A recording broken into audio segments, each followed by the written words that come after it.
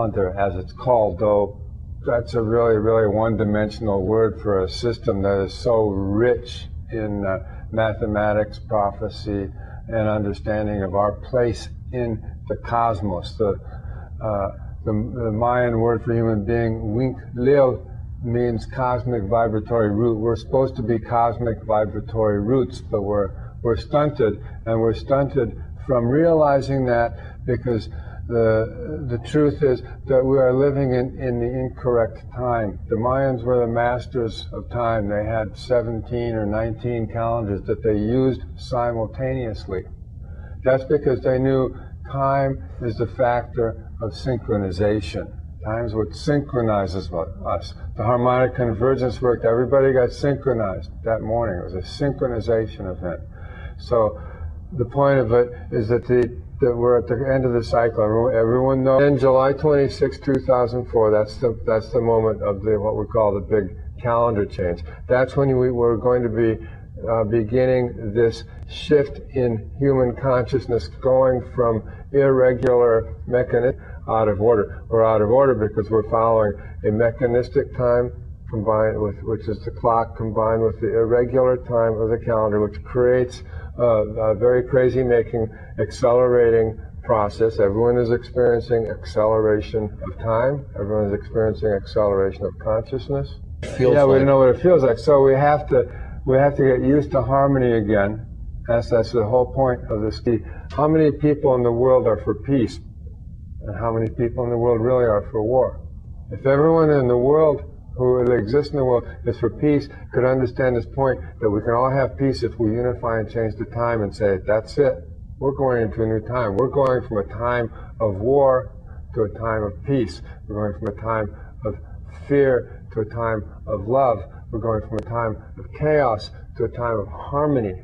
We're going to solve our problems ourselves, and we're going to enter a new time that is going to reorganize. We want to repair the damage rather than continuing to exploit and consume all the resources. We want to stop and begin to explore our mind.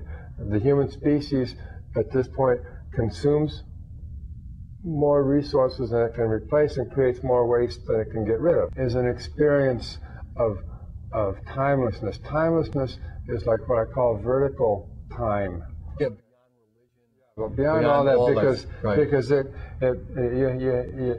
introduces a state of mind and being that allows your soul, allows your consciousness to rise and to expand and to transcend the third dimensional physical. Okay, it allows you to go into the fourth dimensional time space. And when you look at what we're talking about, cosmic timing standard like the 13-moon 28-day calendar, when we say perpetual, that means once you introduce living on that, after a certain point, that perpetual time gets you to timelessness. Okay, because there's no distinction. Okay, so this last cycle of time, this 5,125-year cycle of time from the cosmic galactic Mayan point of view, this is the time of the final testing, the final purging of the previous Atlantises, the previous lost worlds, the previous planets that didn't make it. That all that karma, all of those programs, all those faulty programs are now playing out their last. So now we're at this final testing point, and we got to till 2012.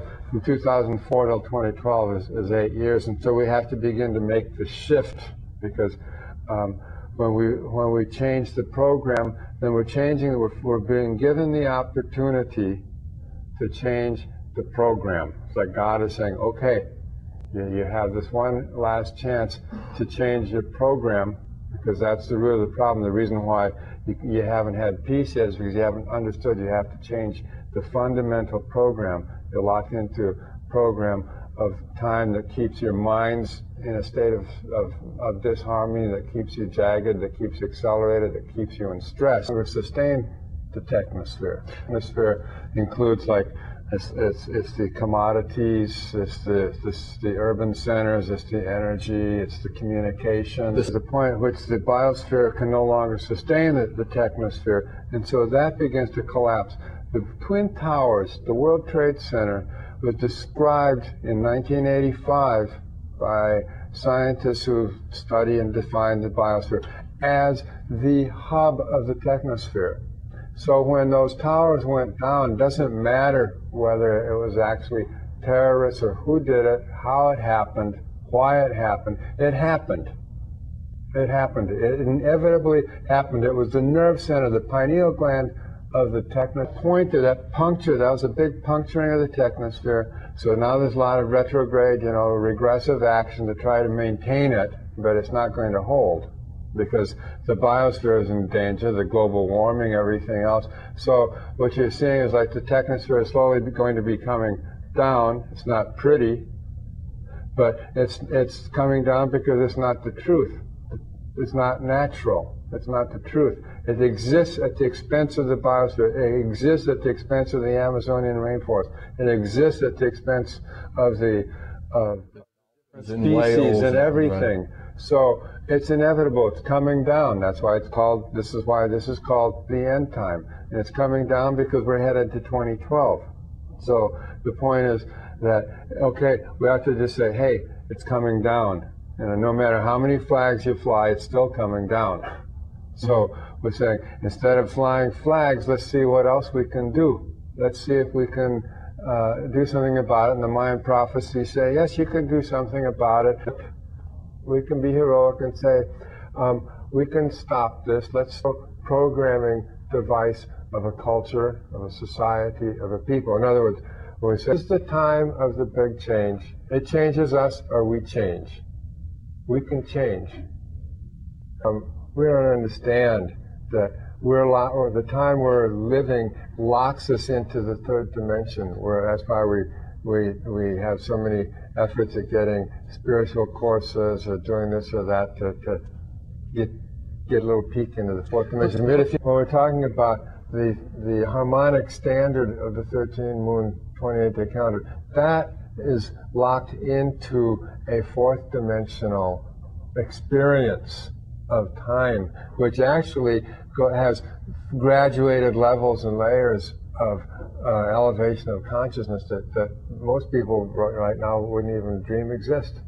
And so I'm just saying that by not taking this opportunity, we are forfeiting the possibility of expanding our consciousness in ways way beyond what even the greatest mystics and dreamers have conceived of. We're talking evolution. It's an evolutionary, okay? It's like, it's trading in an old paradigm for a new paradigm, and the new paradigm is a paradigm of time and not of space. The new paradigm is a paradigm of spirit and not of matter. And we're talking about a qualitative evolutionary shift in consciousness. And just to come together and synchronize on this point, just as an act of goodwill, as Gandhi said about the calendar reform movement in the 1930s. He totally approved of that calendar reform movement because it brought people together in peace on a matter that transcends all the differences. The 7 vortexual energy centers of the body, also known as chakras in the Far East, move light particles in and out